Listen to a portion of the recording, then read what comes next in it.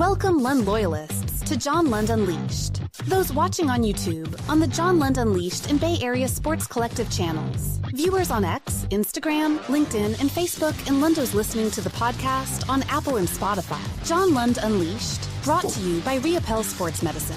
Got pain? Check out our revolutionary stem cell treatments. And guys, if low T is bringing you down, 𝐟𝐸𝐵 Sports Medicine can put you back in the game.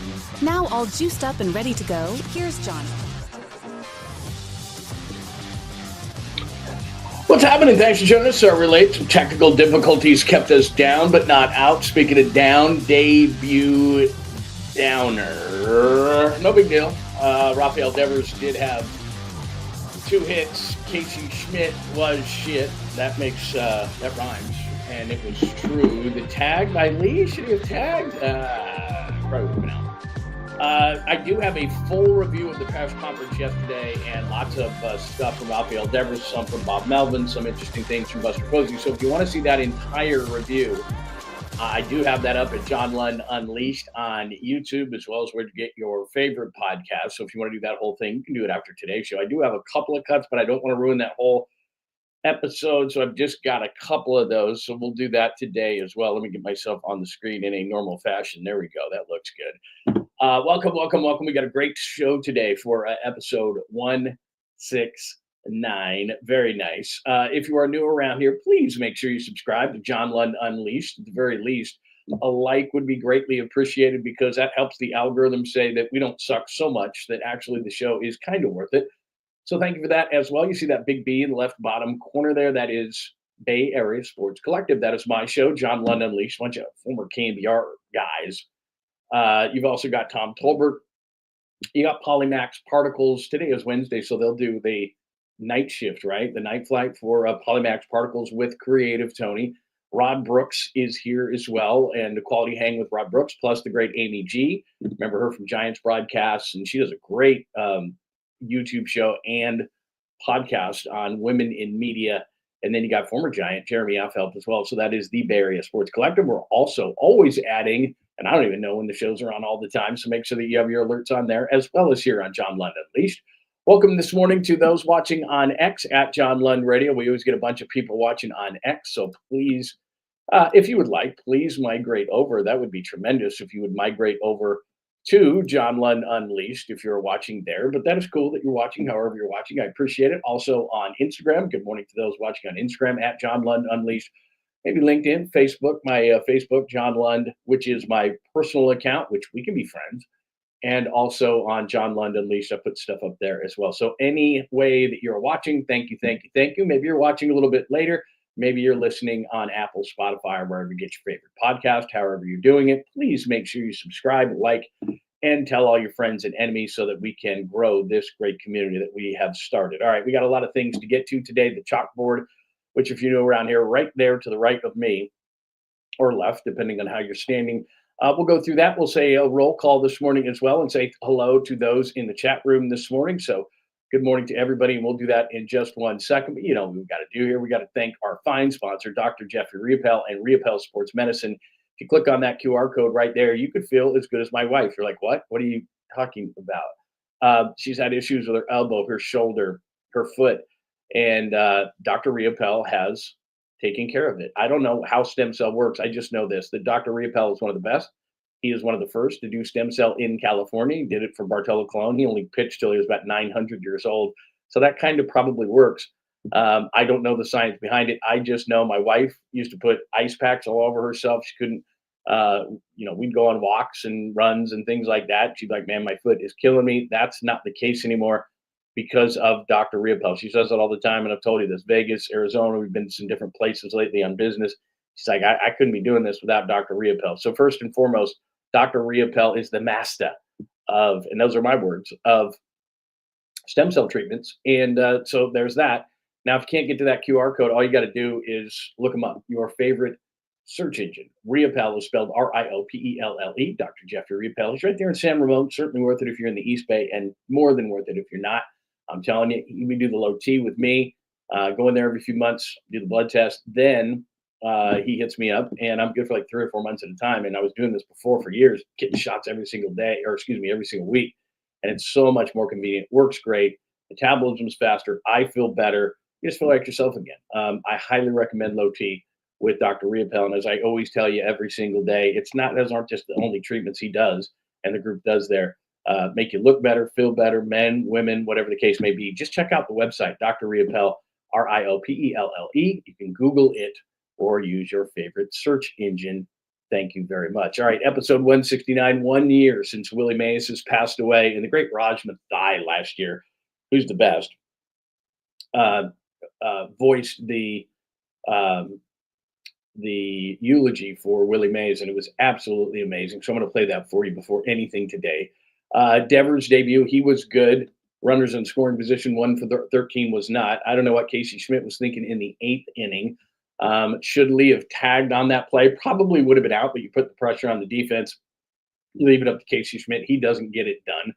Buster had a really interesting thing to say in the presser. And again, I'm not going to give you everything from the presser yesterday. I'll give you just a few cuts because I don't want to spoil an episode I did yesterday. As I told you I would, right after the press conference, I put out an episode breaking down probably about, 15 cuts, a couple from Bob, a few from Buster, a lot from Rafi, and just talking about how he's going to be with the Giants, how he's feeling, Boston, the ballpark, the money, all those kind of things, how he's going to fit, where he's going to play. All those things are in an episode at John Lund Unleashed that recaps the press conference yesterday. So I'll do a little bit of that here today, but the majority of it, just go find that episode. I did it yesterday in the afternoon. So all you got to do is check for that one. So that's at johnlundunleashed.com on YouTube. So check that out one as well. But I do have the Buster Tradition, Rafi on the park, Bob Melvin on the position he's going to play, all those kind of things. I have a garlic fry thing just because I'm so mad that if you're a regular watcher or listener of the show, John Lund Unleashed,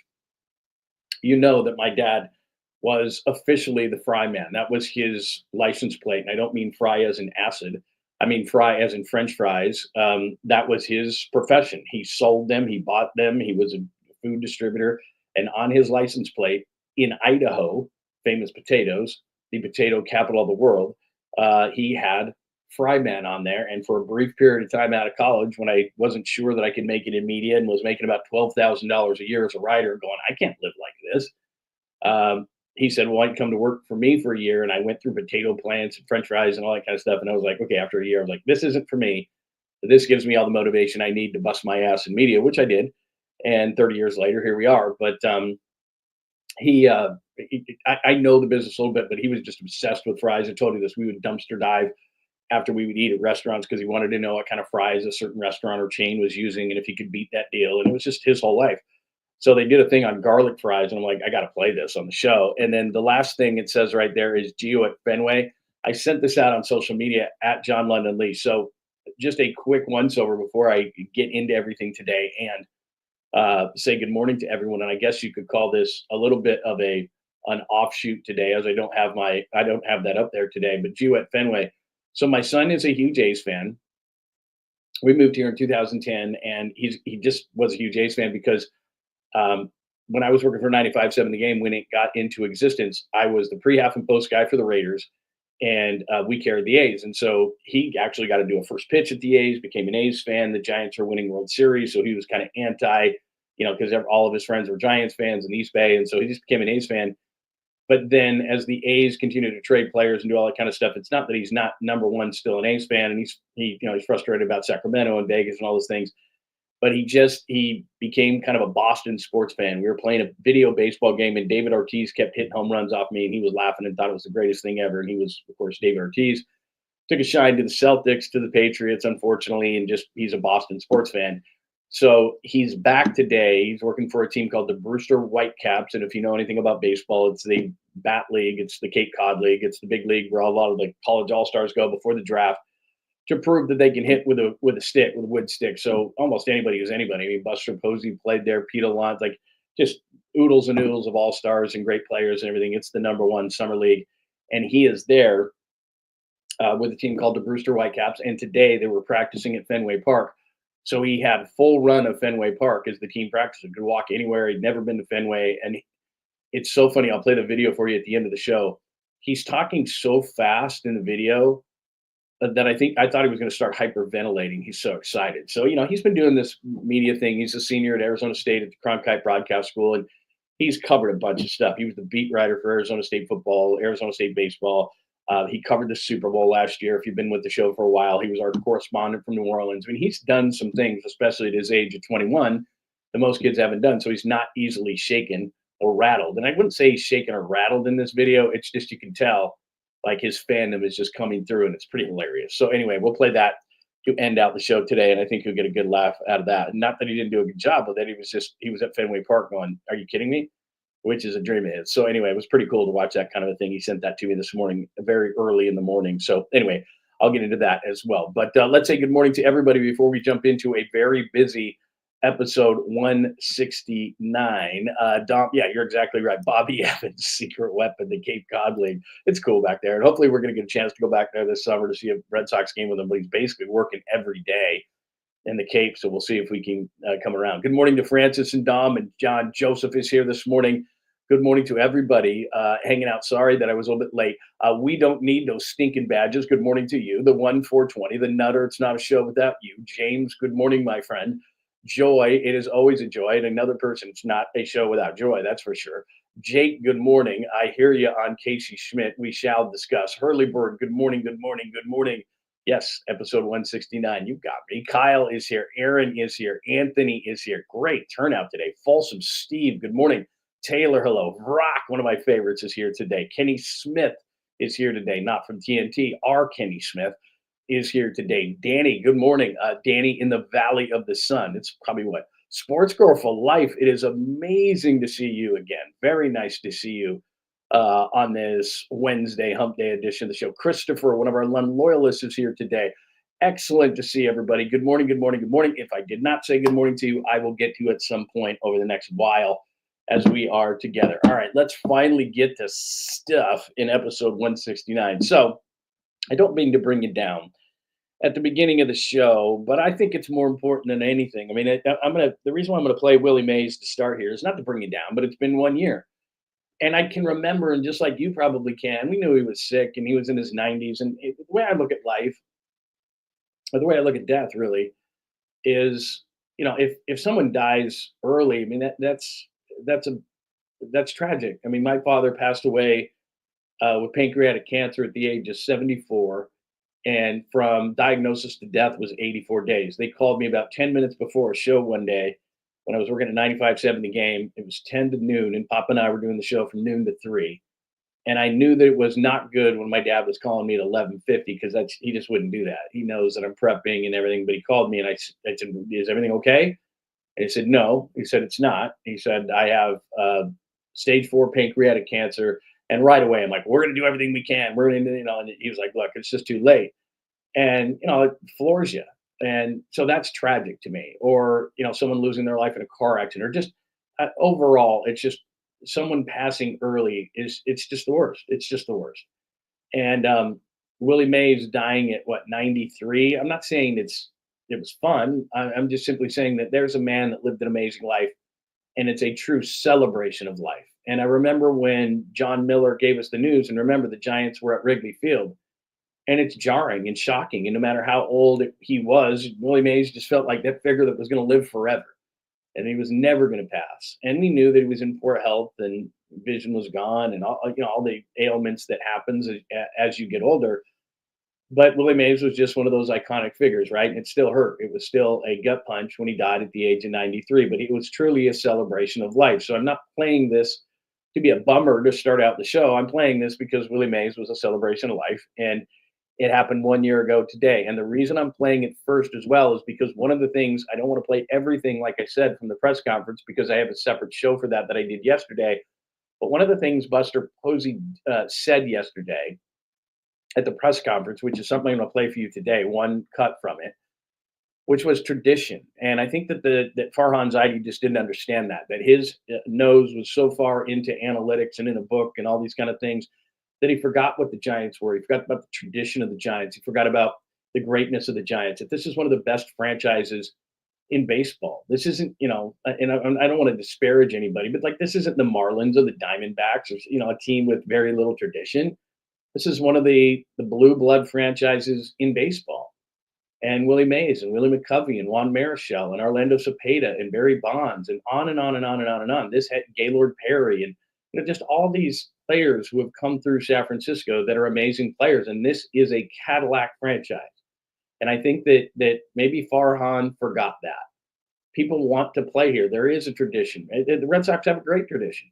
Rafael Devers walked in yesterday and was like, Barry Bonds greeted him. Are you kidding? Like Buster Posey traded for him. Buster's going to be in the Hall of Fame, 3-time World Series champion. I mean, this is one of the upper echelon teams in baseball with a tradition to follow. So I think the Buster is trying to restore that. So that's the reason I want to play this, because I want to play this and then I want to play what Buster said. And I think it's really, really important. And right away, you can see that Rafael Devers buys into it.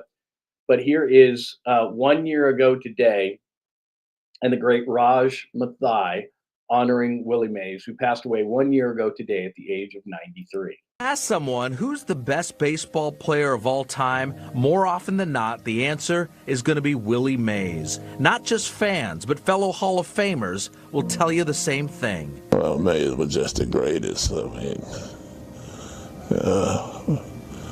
it's just God-gifted, I guess. But I've never seen anybody better. Great. It makes it so easy for us. His last year, I'm playing left field for the Padres. He hit a fly ball to left. It was a little Texas leaguer. I caught the ball. When I caught it, I flipped it in, but I was shaking. My hands were shaking. You know what I mean? I just called Willie Mays fly ball. I called my brother when I went home after we lost, but I called him. I said, I played against Willie Mays today. There was nothing on the field that Willie Mays couldn't do. He can take up the whole field and play the whole field, and you're like, really, Willie? And Willie would do it, so that was a gift I didn't have. Mays became a star for the New York Giants, leading the team to the 1954 World Series championship.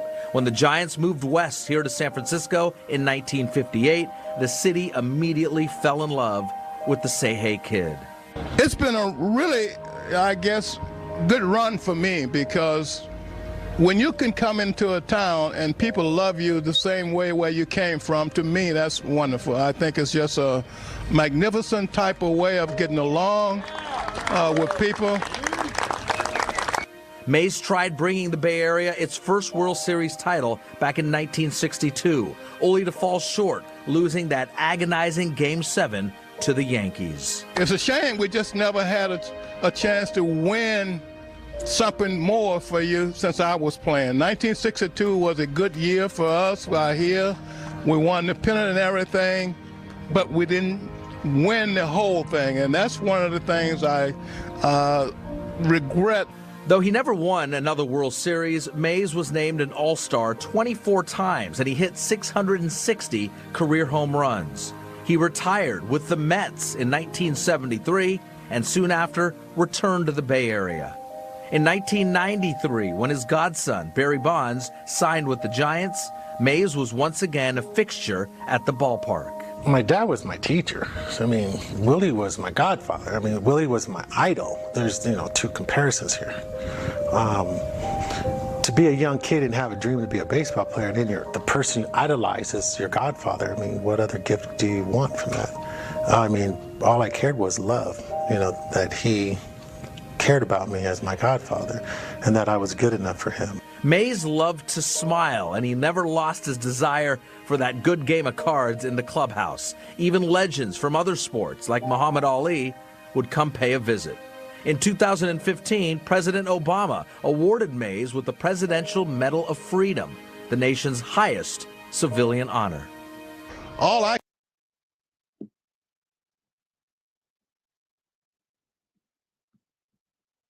If you ask someone who's the best baseball player of all time, more often...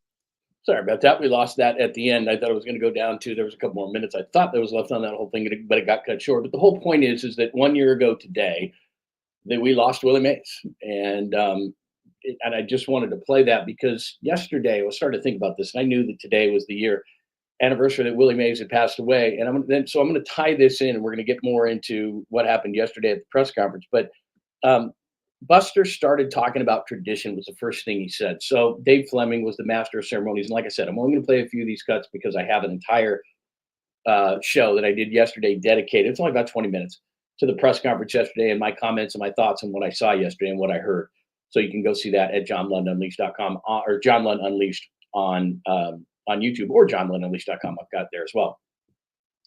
But Willie Mays is about tradition, right? And the Giants. And like I said, I think that Farhan forgot about the tradition and he doesn't think it's important. And you see Buster Posey bringing all these guys to spring training. Maybe you don't think that's important, but it is. It's important that people understand what the Giants are, what the Giants were, what the World Series were about, Willie Mays, Willie McCovey, and all these kind of things, because it makes a player think, you know, I do want to play for a franchise like that. I do want to play for a team that has that kind of a tradition. And you could tell that Rafael Devers, when he's met by Barry Bonds, it was like, oh my, I am not worthy. And like I said, I don't have those cuts in this episode today, but I do have it in yesterday's episode. And it's a big thing to me about their tradition. And I love that Buster Posey's bringing that back. And it's because he obviously played here. So let me kind of dovetail off of the Willie Mays, who passed away a year ago today, and why I think it's important. And these were the first things that Buster Posey said at the Rafael Devers press conference yesterday. Going to spring training, I look around the locker room. It's Mays, McCovey, Cepeda, Marichal, Perry, Bonds, Clark, Kent, to name a few. San Francisco Giants fans love great players. Great players have the ability to transcend generations, and Rafael Devers is one of those players. When Zach and I and the rest of the front office group, we sit around and we talk about players, we look at their skill set. What can they do offensively? What can they do defensively? But inevitably, some baseball speak will come up, and we'll say to each other, but is this guy a dude? What does it mean to be a dude in baseball speak? It's not something you can quantify. It's somebody that has the ultimate feel when the game's on the line. He's the type of player that makes his teammates around him better. Rafael Devers is a dude. Okay, so there's a couple of things there. The tradition, as he starts out by talking about, look, and being a Giant and what it means. And this is, again, where Farhan fell short, is he doesn't understand that. When it's analytics, and you're seeing all these general managers and president of baseball operations, and it doesn't mean that they're not right because they're playing the numbers. It's like being in Vegas and running a roulette wheel or whatever. Eventually it's going to land here over 162 games. It's the perfect sport, really, for analytics, because the season is so long that it's probably going to go to the mean at some point. Maybe 17 games isn't enough. Maybe that's why the playoffs are different. They don't always go to the mean in the playoffs in any sport because it's so short. That's why it's different than the regular season. But first of all, the tradition, which I just told you about. And then the second part that he talks about there, if you didn't play the game, especially at the level of Buster Posey, you don't know what a dude is.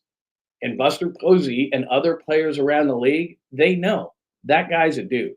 And that's the perfect way to put Rafael Devers. It would have been nice to get Rhys Hoskins, and hell, maybe they still will.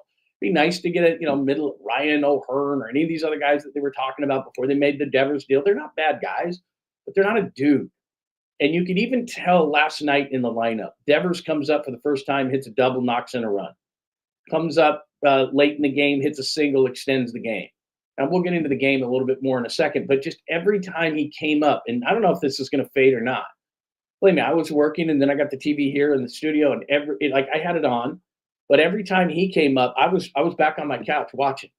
And that's going to be that way for a long time. And if I'm flipping channels and Devers is up, I'm going to make sure that I'm watching Rafael Devers, because I just don't know what he's ever going to do. That's the definition of a dude.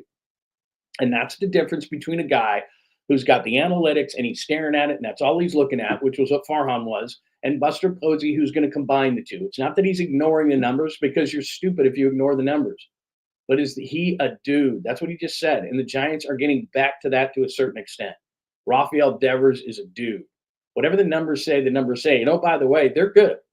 He's got some of the best numbers, and I showed you this yesterday, the day before. I showed you all the, the hit rates and the charts and all the different things, and hard hit rate and barrel rate. I showed you all that stuff. But the reality is, it just boils down to, is he a dude? And Buster was a dude, so he can identify what a dude is. And whatever he is, I just know that when I was watching him in the box last night, and it's unfair, I expected something to happen. and the pitcher on the mound knows, like, damn, I got to, maybe I'm going to pitch around this guy. Maybe, that's why they have Willie Peralta hitting Willie. I keep saying Willie Peralta. Willie Adames hitting in the 2-hole, because he's going to see pitches now. It's going to help him. Now, look, 𝐾𝐶∞ was in, not Matt Chapman. Maybe last night's different without him. It's a disappointing loss. As I say right there, 1 for 13 on the chalkboard, 1 for 13 with runners in scoring position last night. That's what they were. So, yeah, that's not great, but getting away from the analytics a little bit to say that guy's a dude. Going back to the tradition of the Giants, we learned that during the press conference. How's Buster going to be different? How's Buster going to do these things? Bringing guys to spring training, embracing the past, making sure that these guys feel welcome. That's important. This is one of the best franchises in baseball, and you may not think those small details matter, but they do. And all of a sudden, moving forward, and look at what Buster has done. Maybe Willie Adames hasn't been what we think, or maybe what he'll be, but he got him to sign here. Because what did Adames say? But Buster Posey. What is Devers looking? He's looking at Barry Bonds going, damn. He was asked during the press conference, how could he help you? Just by looking, he goes, just by looking at him, I think I'm a better hitter. Like all these things, and Buster's bringing all that back, and it matters. I think it matters to fans. I think it matters to other players who may sign here. I think that they're just doing things a different way. We're one of the best franchises in baseball. Farhan forgot that. And Buster Posey embraces that.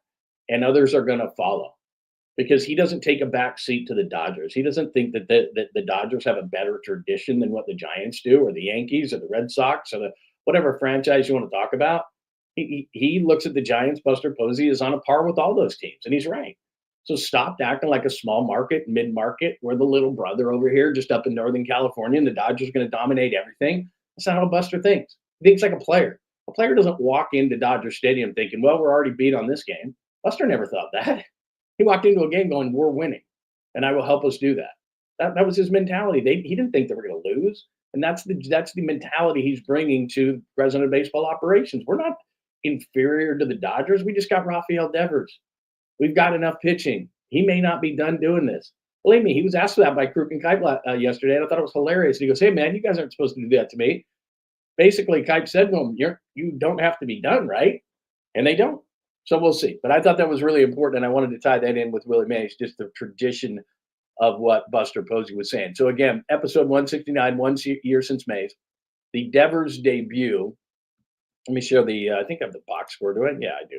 Let me share the box score with you last night, just how terrible this was as far as outside of Devers. There's your lovely box score. And as you can see right there, RISP, team RISP right there, 1 for 13. Smith did get that single right up the middle. That was the only one of the night. So 1 of 13. Not the greatest night by Robbie Ray. He can certainly do better. And again, when you look at it, you're going, okay, well, he pitched 6 and gave up 3, and that's called a quality start. It was okay. He got 100 pitches in. I expect more. I think Robbie Ray is great. And if you can throw 100 pitches, you can only give up 3 and you pitch 6. That's solid. But I do expect more. And then you look here at the rest of the relievers. They shut it down. Rodriguez, great throw from Ramos to keep it at 3-2 going into the 9th inning. So the pitching held up their end of the deal. I told you this yesterday with him. 4 runs, that's the key. 4 runs is the key. And if they score 3 or less, they're now 12 and 21. That's how it goes. You score 4 or more, they're 29 and 10. 4 or more, they're 12 and 21. 3 or less. 4 is the magic number. 4 is the magic number. So there you go. So last night, Devers gets a couple of hits, hitting in the 3-hole. Willie Adames walked and had a couple of hits, so I expect him to be better. He's finally above the Mendoza line. That was a good at bat by 𝐿 Lee late in the game. Ramos got 2 base on balls, and he got hit with a pitch, which scared me. When you get hit in that range, you got hit in the elbow. 𝐾𝐶∞, I don't know what to say. Every time you think he's coming around, he had that grand slam in Colorado. He looks, in LA, he looks like he's coming around a little bit. And then all of a sudden he just does dumb stuff. Sometimes it seems to me that things are just too big for 𝐾𝐶∞ at the major league level. You just think he's coming around. And then in the 8th inning, that was a line drive right to Steven Kwan. Like, that ball wasn't even close. I mean, pick up your third base coach, but you didn't even have to really do that. He gets out way too far, gets doubled off second base. It's like, what are you doing? And then in the ninth inning, and I've looked back at this play, 𝐬𝐮𝐬𝐫𝐞 Lee probably doesn't score. That's a medium fly ball, short to medium fly ball into left field right down the line. 𝐾𝐭 has a great arm in left field, one of the best in baseball. Analytics will tell you that. He made a good throw. 𝐾𝐨𝐧'𝐭's hitting a little bit better. I think he's hitting .417 with the bases loaded, so I get it. They know all those things before that ball is even hit to left field. But man, in hindsight's easily 2020. But I'm thinking to myself, is it a better chance for 𝐬𝐮𝐬𝐫𝐞 Lee, your fastest player, to put pressure on the left fielder to make a perfect throw, or to leave it up to 𝐃𝐨𝐲 against 𝐸𝐮𝐬𝐫𝐞 𝐫𝐢, who's blown the most saves in Major League Baseball over the last couple of years, but just has nasty stuff. And even though 𝐃𝐨𝐲's doing a much better job of laying off sliders, balls away, balls in the dirt, he just couldn't do it against 𝐫𝐢. And I'm thinking to myself, should Matt Williams have sent Lee? He's probably out by a mile. So at first I was mad and I was screaming at the TV going, you gotta let it run there. And then Schmidt comes up and does what he does. And so you're going, that's not a great situation. So they lose in the debut. I'm not down on anything because you look at that lineup and Chapman's going to be in that place and not 𝐃𝐨𝐲. So Chapman's going to extend the lineup a little bit more. Dominic Smith is off to a nice start. I don't think he's going to be that way for a long time. But the thing is that it seems to me, in fact, let me just do this with Bob Melvin, how Devers is going to work in, because I don't know how much longer we're going to see Dominic Smith. He's off to a really nice start, so maybe the Giants keep him anyway. But Wilmer Flores had the late pinch hit, which, by the way, did not love, and I'm doing that on first guessing, not second guessing. It was first and second, and Flores comes up. Now, I thought Flores was going to bounce into a double play, not have 𝐃𝐨𝐲 do something stupid in the eighth inning, and that was the double play. Flores hit the ball hard. It was just right at 𝐾𝐭, who then doubled up Schmidt. And I thought in that situation, I didn't love it. But I understood the rationale behind it because that was the only time you could use him. But as far as first base is concerned, it seems to me that Devers and Flores are going to flip that spot. So I don't know where that's going to leave Dom Smith, even though he's off to a nice start. Here's Bob Melvin yesterday in the press conference talking about how they're going to work Rafael Devers in the field. We talked to him a little bit today, and like he said, he goes, I'll play wherever you want me to play. I'll hit wherever you want me to hit. So that's how it started. He's going to DH today. He's going to hit in the 3 spot. We're going to work him in and get him some ground balls at first and make sure he's comfortable before we put him over there. And that's pretty much the way we look at it right now, a little bit of DH and a little bit of first. All right. So I don't know what happened as far as Boston is concerned. Wouldn't play first base, comes over here, kumbaya, everything's great. Yeah, I'll play first. I'll hit wherever you want. I don't know. It seems to me that he had a problem with Craig Breslow, their general manager, who ironically enough did play, but is also an Ivy League guy. But it seems like he had a problem with Breslow. I don't know how he approached it, whatever the case may be. But all of a sudden, Devers is coming to San Francisco going first base. Sure, why not? So I think it's going to be Devers at first, Fitzgerald at second, Adames at short, Chapman at third, Bailey catching, Ramos in left, 𝐬𝐮𝐬𝐫𝐞 Lee in center, and 𝐬𝐮 in right. I would like an upgrade either at second base or right field as far as the sticks are concerned. I think they still need that, even with Devers. But he's going to play first base. He's a good athlete. I don't think it's going to be a problem for Rafael Devers, but he hadn't played in the field all season long. Now, I'm not saying first base is easy, but he did take some grounders, you can see right there, before the game at first base. Now, these are easy balls. It's not like, he's stressing or anything like that at first base, but he could probably play it sooner rather than later. As far as what a guy like Bryce Eldridge does at any point, I don't know. I know that Eldridge hit another rope to right field. I did not check his batting average today. I have no idea what's going on with Bryce Eldridge other than every time there's a video of it, we all scream and yell that he should come up. But now with Devers at first base, I think we can slow that process down. But sooner rather than later, I would imagine that Rafael Devers is going to be at first base. And then one more from Bob Melvin, and then that's it from the press conference. You'll have to go to yesterday's show. Here's Bob talking about what Devers' presence in the lineup does for everybody. Be in the lineup and how they can help the other hitters. Yeah, look, I mean, it's incredibly impactful to have a guy like him in our lineup. So I think the buzz around our clubhouse on Sunday and leaving Sunday and certainly in the off day and today has been, it's pretty immense. So look, you pencil him in. where you feel like he's comfortable in the lineup and where he'll be most impactful. And today that's the 3-hole. I imagine it's going to be a lot of the 3 spot for him. But I mean, you look at our lineup now, and when we get healthy and get our guys back, it makes us a really deep lineup with the guy in the middle that I know from the opposing dugout, I always knew where he was and when his spot was coming up, and that's going to be the same way for every manager when we play them. All right, so there's Bob yesterday, and you saw that just yesterday. I mean, I knew when he was up. I was getting excited when he came up, and again, I don't think that's going to go away anytime soon. And I know that opposing teams know that, and it makes everybody else in the lineup that much better. Give me 1 second. I have a minor emergency. It's no big deal. Give me 1 second. I'll be right back.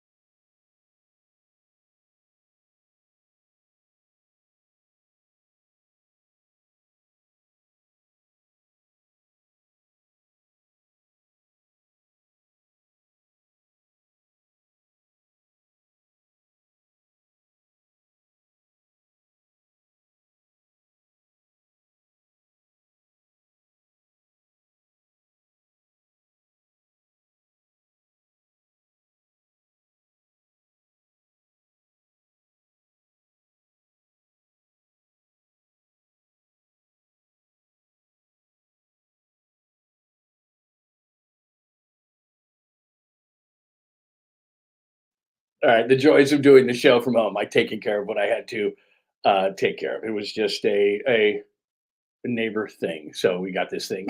No, I did not leave the stove on. Nature was not calling. It was just a minor thing that I had to take care of from a noise perspective here outside the studio. The joys of doing the show from home. All right, where we left off was Bob Melvin talking about Devers and how he makes the lineup better. I was just thinking as I was watching the game last night, when Chapman comes back, Bailey, I know, is not a great hitter, but at times can be a key hitter. He's back. As I'm watching that thing, and Yaz had a hit last night, nothing against him, Fitzgerald, but I'm just thinking to myself, like, man, just one more, right? I know that I'm getting kind of, I don't know, I'm trying to hoard everything, but the bottom line of the whole thing is I'm thinking to myself, maybe one. Maybe a second baseman, maybe a right fielder, even though I like Yaz, because with Bailey in the lineup, you just know it's a zero. So all of a sudden it falls off pretty fast. Like, even when Chapman comes back, you got your first 6, but your 7, 8, 9 is going to be in some way Yastrzemski, Fitzgerald, and Bailey. And you're thinking to yourself, okay, 6 guys in the lineup. I know that not everybody has, you're not going to go 1 through 9, but the reality is maybe just one more stick. But anyway, having Devers in the lineup, just yesterday, when he's coming up to the plate, you're just thinking to yourself, it's just a different thing. The way he works at bats, the way it's going to be great for the entire lineup. So that was cool to watch yesterday. It is episode 169, 1 year since Mays. We played that for you. Devers' debut, 1 for 13, runners in scoring position. Casey Schmidt on Flores pinch hit. I don't know what he was thinking out there. Gets picked off second base, kills the inning. 9th inning, he's out. Fact is, it just seems overwhelming for him at times. He's made a lot of base running mistakes. You're going to make mistakes, that's fine. 𝐾𝐿 says this all the time. 𝐾𝐿 last night. 𝐾𝐿 is like, look, mental mistakes just can't happen. You make a physical mistake, okay. But in terms of a mental mistake, you just can't have those kind of things. The Lee tag, like I said, at times, and I got hit up with this at John Lund Radio by people, and people were like, should he have tagged? Should he have tagged? What do you think? Should he have run? It's a 50-50 because at the time, Matt Williams is thinking to himself, okay, I know he knows the whole situation. Where the ball's got to be in a certain situation. They know that 𝐼𝐨𝐺𝐿, which is a really good one. He knows that Casey Schmidt is coming up next. He knows all those kind of things. And he didn't send him. Would they, in retrospect, after seeing Schmidt's at bat, of course he would have sent him. But that's just not what they were going to do. One more thing from the press conference I'm going to play for you, and this is Rafael Devers. This is the only one I'm going to play from Devers because, like I said, we have that whole show. This is our good friend Carlos Ramirez from NBC Sports Bay Area, bilingual, I should say, himself. Talking to Devers about the ballpark. And this was generally Devers' response to everything yesterday. Right here, NBC Sports Bay Area. You've only played 3 games here at Oracle. It's different dimensions, different weather from Boston. How do you think your offense will have to change, even your approach, playing here? Las dimensiones aquí son diferentes, Rafi. Bienvenido a San Francisco. Ha jugado nada más 3 veces acá. Es diferente a Boston, el clima y el parque. ¿Cómo crees que tu ofensiva o tu approach tiene que cambiar en este estadio? Es la misma pelota, no tengo que cambiar nada, el mismo béisbol y vengo a dar lo mejor de mí. It's the same baseball. You just play the same way, and like I said, I'm just here to give my 100%. All right, so that last part is what he said about 92 times during that press conference. If you want to surmise it, I would hope that you would go and watch yesterday's show, after the press conference, the whole recap I did. But if you don't, and I could surmise it, I'm just here to play baseball. What happened in Boston? I'm just here to play baseball. What about the ballpark? I'm just here to play baseball. Like that was his answer to everything. And hopefully he can keep that kind of an attitude, which is as he's getting, a ball goes into Triple's alley that he thinks, is going to be a home run and he gets robbed by it. We'll see. The other thing, and he did this yesterday, and people don't realize this about his swing, casual fans don't, he's an Oppo guy. So his second hit was Oppo. He's going to hit Oppo tacos into the left field stands. He would have a lot more home runs. I know this is crazy, and I said this yesterday. He had 15 home runs. By the numbers, by the analytics, he'd have 26 if he was at Oracle Park because of how many times he hit the ball off the monster. And we'll see Fenway Park with George a little bit later on in the show. But he'd actually have 11 more home runs, as crazy as that sounds, on the year if he played at Oracle Park, which you're like, what? Whoa, how many would he have robbed in right field? Only a couple. But he hits a lot of balls Oppo, so we'll see as far as that goes what happens. But just to surmise his thought process, look, it's the first day. He's feeling great. He met Barry Bonds. He respects the hell out of Bonds and Posey and the organization. He'll play anywhere you want. Doesn't want to talk about Boston. Doesn't care about the ballpark. And he is truly one of those hitters that it's actually 100% true. Ballpark for some players, the Barry Bonds of the world, the Rafael Devers, the Aaron Judge types. There's certain hitters where it's like, whatever, man. We're playing at a park. The ball is white and round. We're good. Like it's okay. Like he's not going to be one of those guys. He can hit it all over the yard. He can line drive it. He can go Oppo. He's got power. Like, is he going to get robbed sometimes and be pissed with balls in Triple's alley that should have been a home run and he thought maybe he nutted it and was like, what the hell? Like, yeah, of course. But he seems like one of those guys that's like, look, I'll be fine. Don't worry about me. So there you go. That is the latest on that. Schmidt sucked, lead tag, pressers, Buster on tradition, Rafi on the park. Melvin talks about where he's going to play and the lineup and how much better it's going to be with Rafael Devers. So as I put there, a debut downer, but I'm not really down on anything. I mean, Robbie Ray could pitch better, but pitch solid. He pitched solid enough to win. But 2 runs just aren't going to get it done. And whether that's with Rafael Devers or anybody, 4 is their magic number.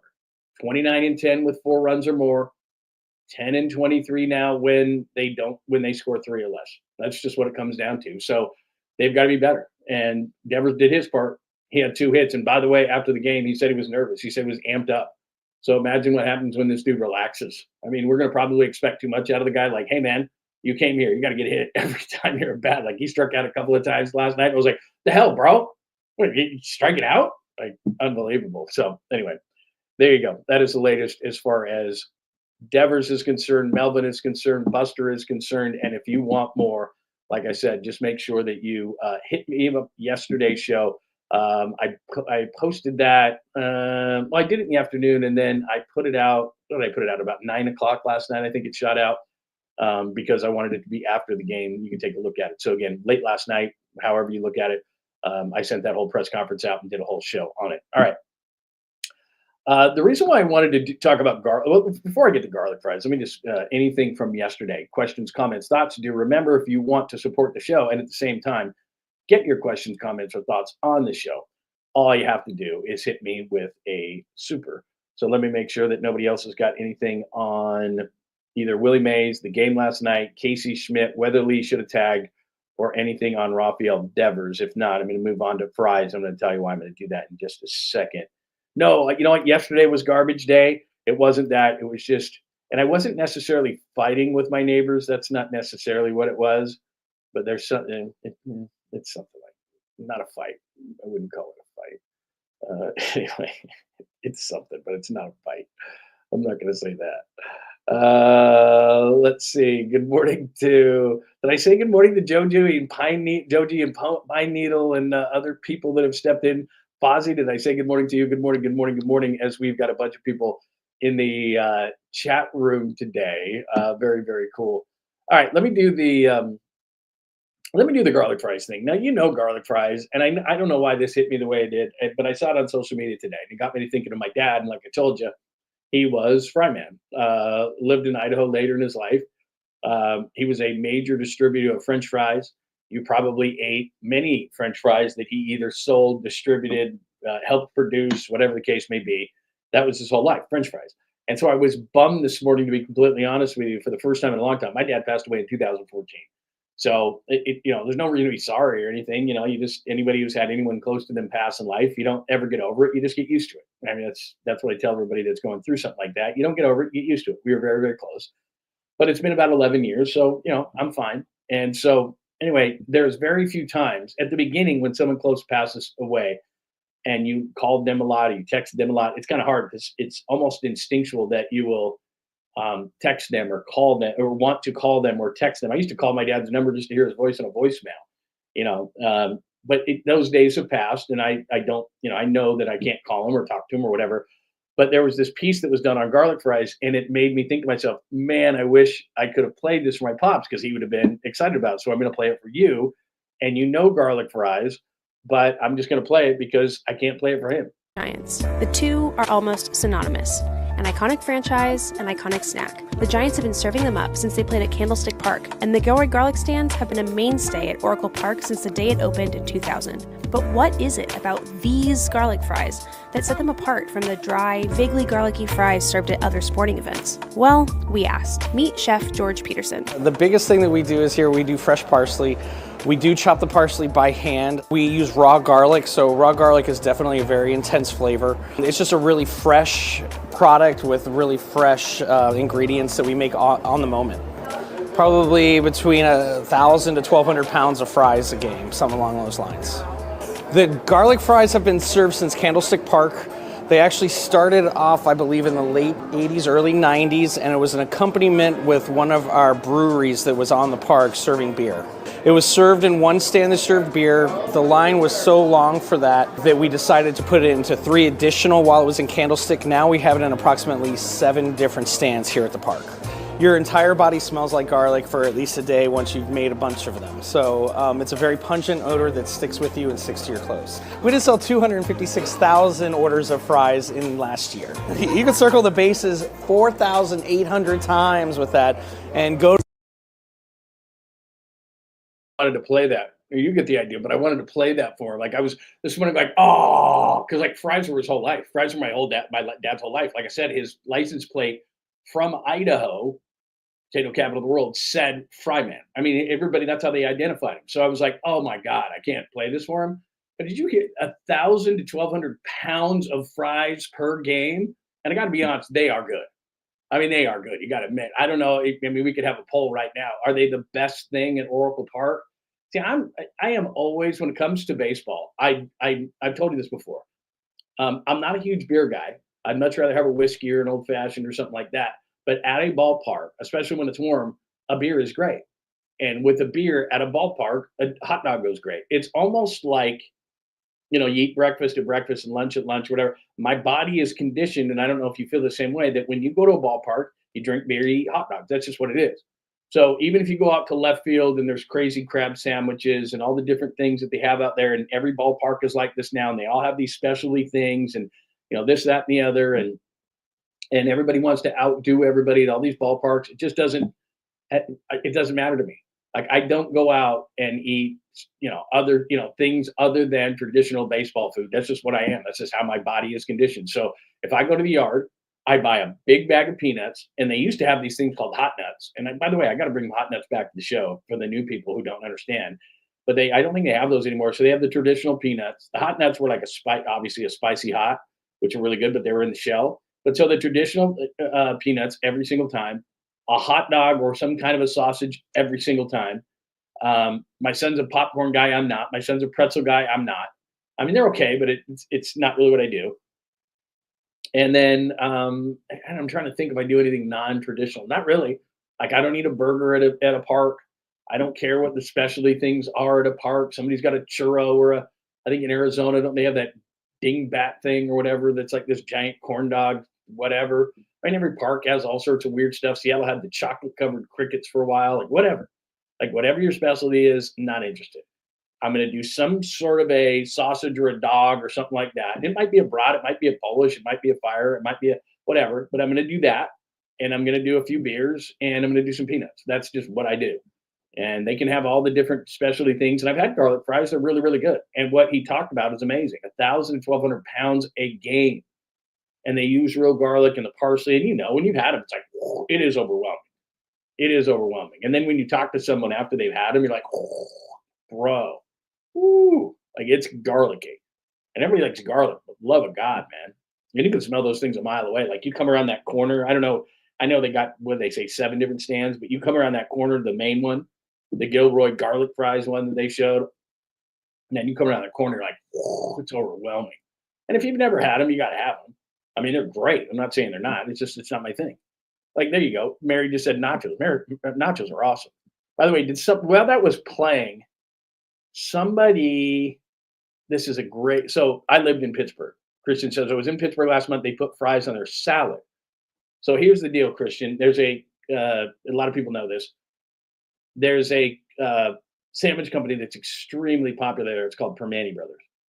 And it goes back to, I can't even remember where, but basically that people wanted these sandwiches to go, and they're amazing. And you wonder why everybody in Pittsburgh is not exactly svelte. Well, what they do with their sandwiches at Permane Brothers is they put everything on it.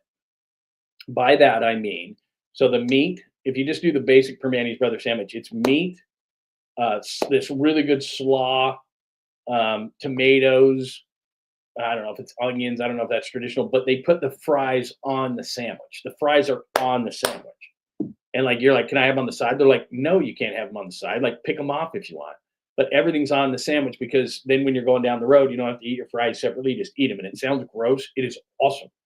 But the thing is that's a traditional Permane Brothers. So you could have like a roast beef or different, whatever the kind of thing is. And they put the fries on the sandwich, and the bread is amazing. And so you eat those things, and people in Pittsburgh just think that's a regular old lunch. And to me, it's like if I do a burrito in San Francisco, breakfast burrito, I don't put the potatoes on it. It's just way too filling to me. And you can say that that's sacrilege or whatever the case may be, but I don't want the starch in the sandwich. I don't want it in the burrito. Like, if I want it off the side and have a few, that's fine. But it's just a gut bomber. But anyway, it's Permane Brothers. And when I first moved to Pittsburgh, and they're big in going to lunch there. Like, to me, it was like, I'll just work through lunch, or I'll grab a bar and some water or whatever, stay at my desk. And they're like, no. And they would go out every day. And so I was running a station, ESPN radio in Pittsburgh, ESPN 1250 in Pittsburgh. And they would go out every day. And my show wasn't till the afternoon. So I was like, all right. And I would go out with these people and they would eat these gut bomb sandwiches that I'm not kidding you were piled this high.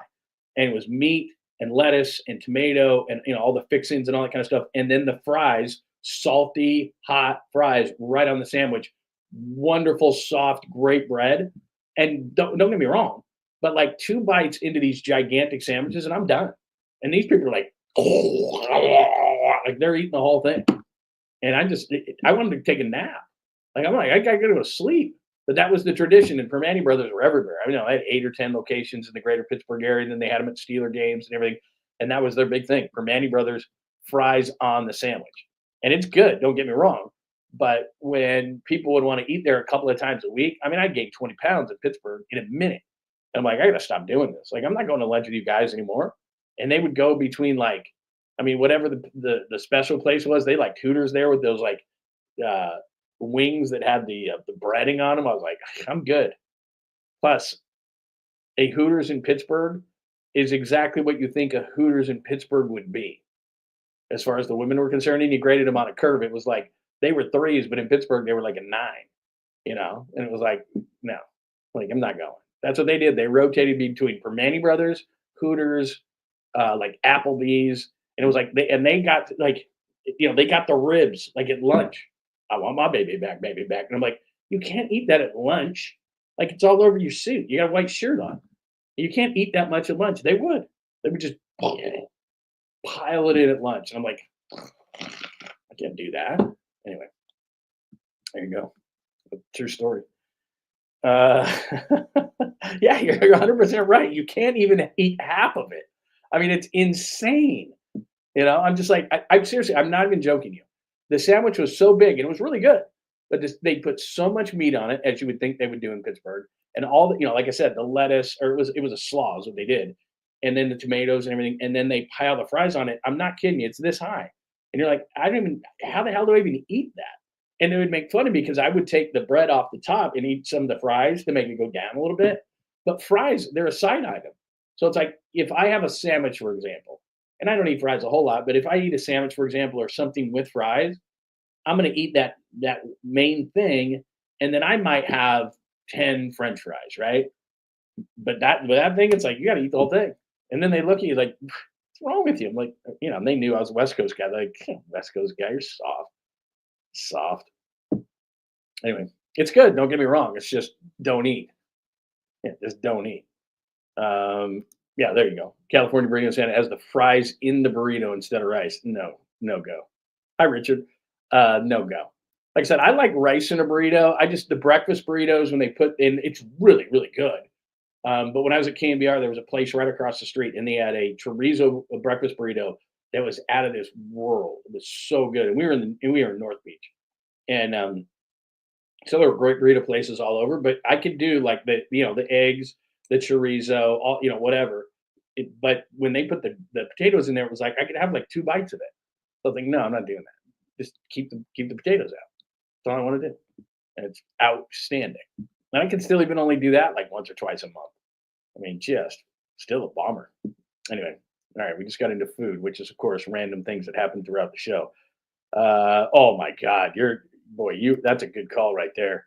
They got that thing, what do you call it? The food truck, Senior 𝐃𝐨𝐧'𝐭, the food truck. Oh my God. They used to park that thing about 2 blocks from 𝐾&BR every once in a while. And when they did that, like it'd go like wildfire around the office, like Senior 𝐃𝐨𝐧'𝐭, like 2 blocks down. We're like, right down there. Didn't matter. Like, show's starting, man. Don't care. Play 10 minutes of commercials. We got to get something from there first. The place is really good. All right. Let's see. What else do we have today? We just got off on burritos. Just talked about garlic fries. Anyway. Oh, very cool, man. Yeah. So you go to Permane. My son's at Pitt. I go to Permane all the time. Slathered in everything. Yeah. Great sauces. Great call right there. Yeah. Your son's at Pitt. You know what? It's been so long that I'll age myself here for a second. When I was in Pittsburgh, that's where my son was born. Larry Fitzgerald was at Pitt. That's how long it's been. Larry Fitzgerald was at Pitt when I was in Pittsburgh. He was freshman at Pitt or something like that. That's how long it's been. And his son actually is a big time recruit now. And I think he's going to Clemson, if I'm not mistaken. Grew up in Arizona, and I think he's going to Clemson. So anyway, yeah, that's how long ago I was in Pittsburgh. The Steelers beat the Seahawks in the Super Bowl, at Super Bowl 40, and Larry Fitzgerald was a freshman at Pitt. That's how long ago it's been. So it's a long time. But anyway, yeah, Permane Brothers, an institution. So you know, your son goes to Pitt. You know that. All right, there you go. What else do we have? Very cool, man. Let's see. Anything else? Okay. Okay, Cali burritos, very nice. I love burritos. Sounds so good right now. Amazing. You know what? Let's see. Oh, you're in Salt Lake. Are you really in Salt Lake City? No good burritos in Salt Lake City. Not anything good. West side of Salt Lake City. Red Iguana in Salt Lake City is good Mexican food. If you go, you have to go west of Salt Lake City, which can be iffy. But there are some good Mexican restaurants there. If you're talking about SLC, as in Salt Lake City, Red Iguana and Blue Iguana are two good restaurants there. And I know Red Iguana does good burritos, but I'm just saying. And I haven't been to Salt Lake City for a number of years, but I think it's still there. I could be wrong, but we shall see. All right. What else do we have? You're kind of, thanks 49ers faithful. Yeah, it was funny. They asked him 3 different times, and they didn't even change up the questions about the ballpark. I mean, literally. And he was like, as I just told you, I don't care. Red Iguana's trash. It didn't used to be. That's all I'm saying. There was one on the west side of Salt Lake City that used to be really good. And I know there was a Blue Iguana somewhere. I don't remember where, but it was downtown. And that one was pretty good. I'm trying to think if there were any other Mexican restaurants I could think of there. Not very many, though. You're not wrong. Because those are the only ones I remember that were any good. Yeah, I would think that Nashville, I've been to Nashville a couple of times, never had Mexican food in Nashville. But yeah, I would imagine that that's kind of far away from Mexico. So I'm thinking that, yeah, that's probably not the best Mexican food that you could probably get. Anyway, all right, there you go. Good discussion on food. All right, let me give you this before we get out of here today. And again, I apologize for being late. We had some weird technical difficulties that I was actually taking care of during the show. But let me give you one more thing. What was this? Oh, that's the Willie Mays thing. All right, I'll make sure that we played everything for you today, and we didn't let you. Yeah, we got everything. All right, so here's the story on George. For those who are regular watchers, viewers, listeners of the show, my son George, and I'm not going to go off on some everybody's putting their kid on Facebook and everything. I'm not going to overdo this.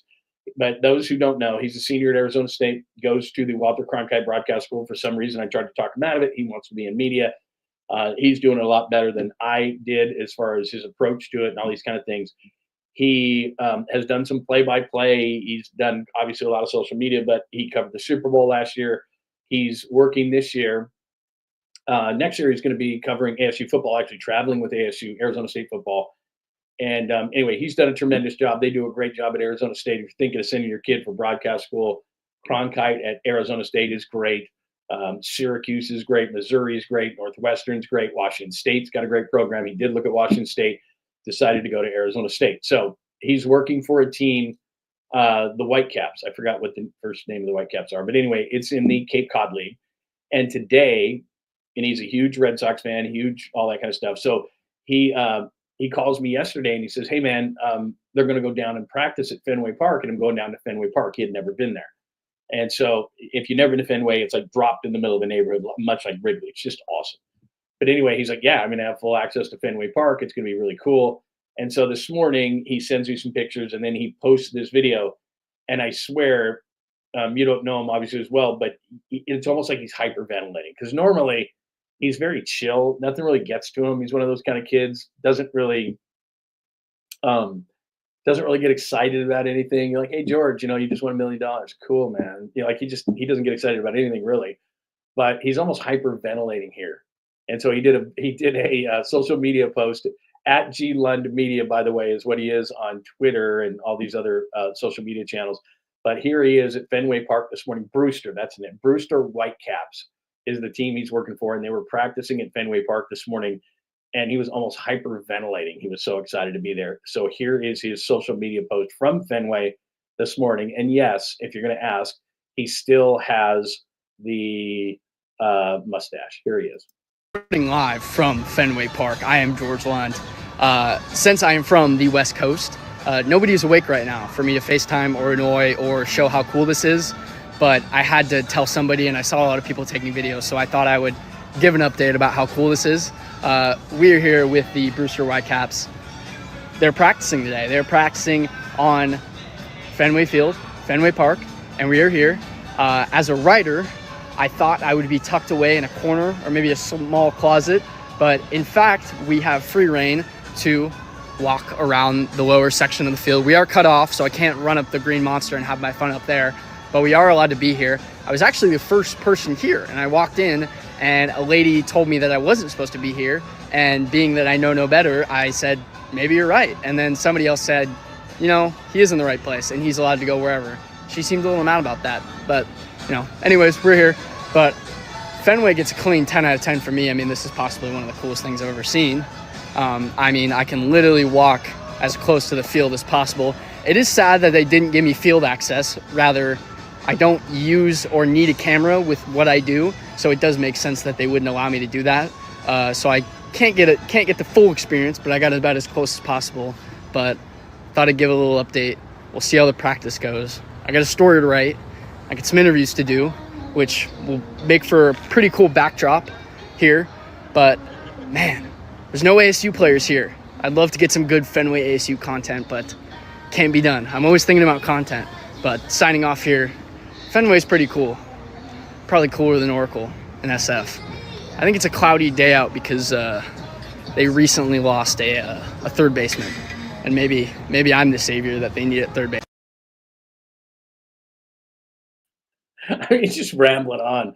Maybe I could play third base. Of course, he's talking about Devers, and because he's a Red Sox fan, it's a great day and all this kind of stuff. He did, by the way, and I have more pictures, but I'm not going to be the Facebook dad here.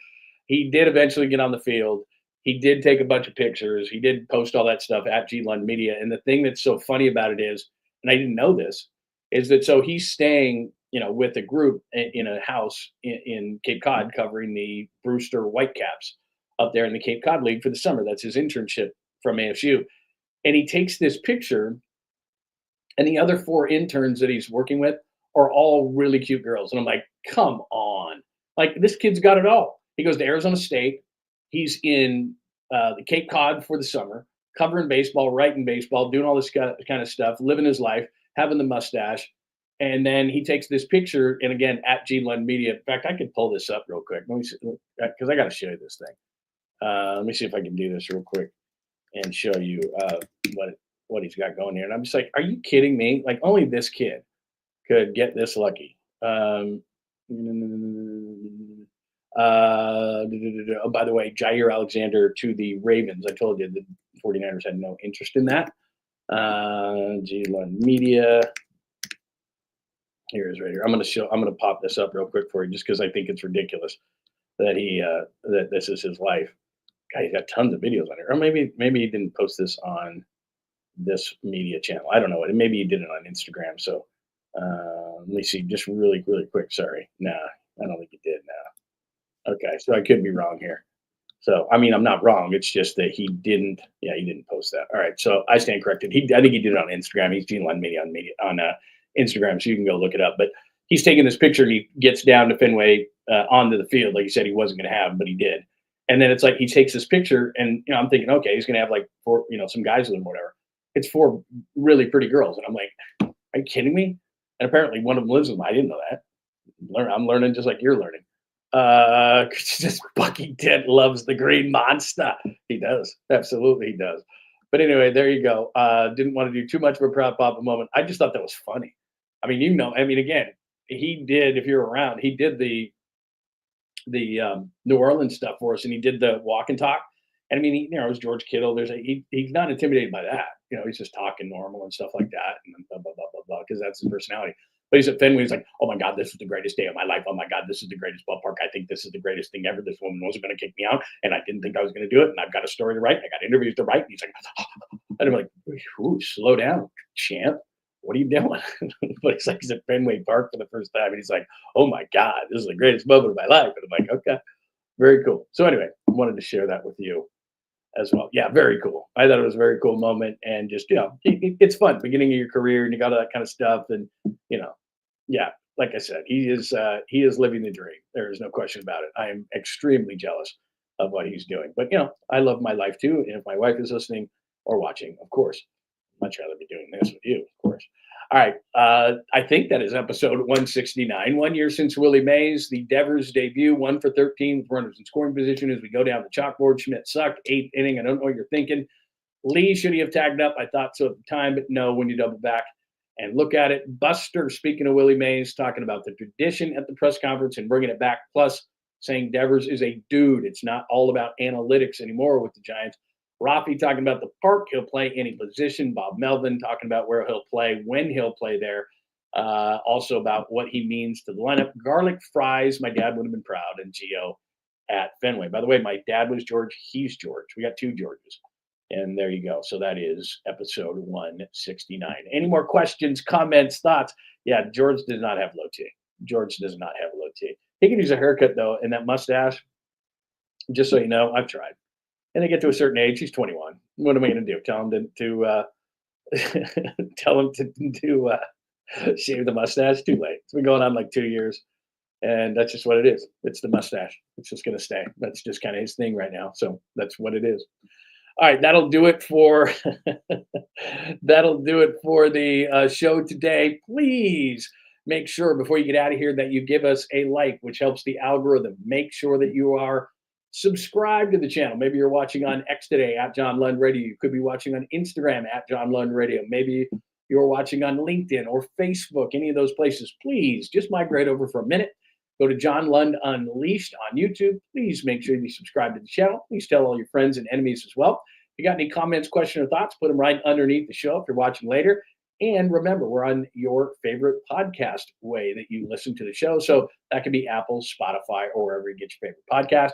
If you missed any of the show and you jumped in late, don't worry about it. I'm going to post in just a minute the chapters, and so you can click to whatever you want on YouTube. Make sure you hit up Bay Area Sports Collective as well. All those shows, Tom Tolbert, as well as Polymax Particles with Creative Tony. Amy G is there. Rod Brooks is there. Jeremy Affelt. So great channel as well, the Bay Area Sports Collective, which is that big B in the left-hand corner. You can subscribe right there. You got the QR code for me, the legs. That means Dr. Jeffrey �RIEPEL. Make sure that you're looking him up, as I told you, RIOPELLE. My wife is doing the stem cell. I'm doing the low T, but they do all sorts of other great procedures to make you look and feel great. So look him up right now in your favorite search engine, Dr. Jeffrey �RIEPEL, RIOPELLE. Thanks to Jeffrey �RIEPEL, our fine sponsor of the program. Debut Downer. That is the episode 169, which is nice. One last check of the board. I think everybody's cool. All right, if we don't have any breaking news today, any trades, craziness, or anything like that, we will be back tomorrow at 9 a.m. sharp. We worked out all the details today. Thank you for being patient with me and my neighbors. You didn't need to see that. No, there was no fight. Everything is just fine. Thank you very much. Everybody have a great rest of your Tuesday. Keep those alerts on because, of course, we have stuff shooting out all to you all day long and you don't want to miss anything. So make sure you're subscribed. Have those alerts on and hit us with the like on John Lund Unleashed. Everybody have a wonderful, wonderful Tuesday. Thanks for hanging out with John Lund Unleashed. We'll try to be better next time, though I wouldn't hold my breath. Please like and subscribe on the John Lund Unleashed Pod YouTube channel. Watch live shows weekdays at 8 a.m. on YouTube, Instagram, and X. And make sure to have your alerts on for shows throughout the day or night. All things Lund can be found at johnlundunleashed.com. johnlundunleashed.com. Goodbye!